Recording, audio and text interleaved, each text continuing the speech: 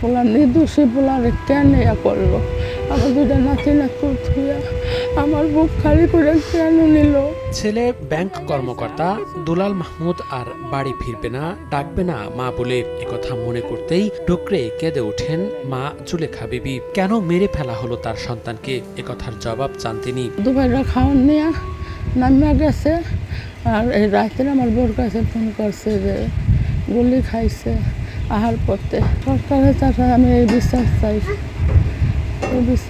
আমার পোলা নির্দোষী পোলারে কেন করলো? নিদারুণ কষ্ট আর দরিদ্রতাকে মারিয়ে সবেমাত্র সুখের মুখ দেখেছিলেন ব্যাংক কর্মকর্তা দুলাল মাহমুদ।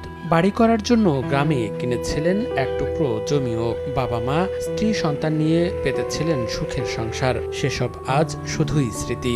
বুলেটের আঘাতে চুরমার সাজানো পরিবার, কেড়ে নিয়েছে স্বজনদের হাসি। ছোটকাল থেকে অনেক কষ্ট করে লেখাপড়া করছে, কৃষিকাজ করছে, বিভিন্ন জায়গায় লজিং টিউশনি করে লেখাপড়া করছে, ঠিক আছে।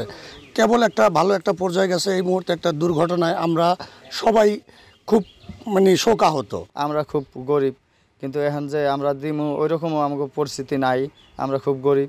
এখন আমার ছেলে মেয়ে, আমার ভাইয়ের ছেলে মেয়ে যে কিভাবে আল্লাহ বাঁচাইব।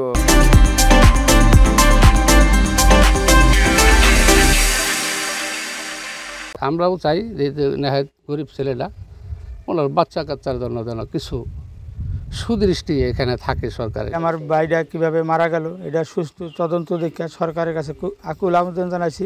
আমার ভাইয়ের সুস্থ বিচারটা আমরা চাই। গত 18 জুলাই বিকেল থেকেই রাজধানীর আজিমপুর এলাকায় আন্দোলনকারীদের সঙ্গে পুলিশের সংঘর্ষ চলছিল।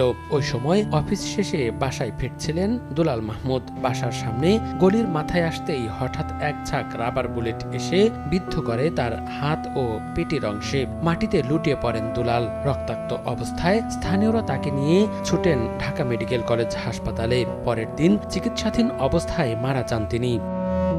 শরীয়তপুরের জাজিরার চৌকিদার কান্দি গ্রামের বাসিন্দা সিদ্দিক খালাসির 7 ছেলে মেয়ের মধ্যে পঞ্চম Dulal Mahmud. Standard chartered bank Kawran Bazar শাখার অ্যাসিস্ট্যান্ট ম্যানেজার ছিলেন তিনি। সময় সংবাদ, শরীয়তপুর।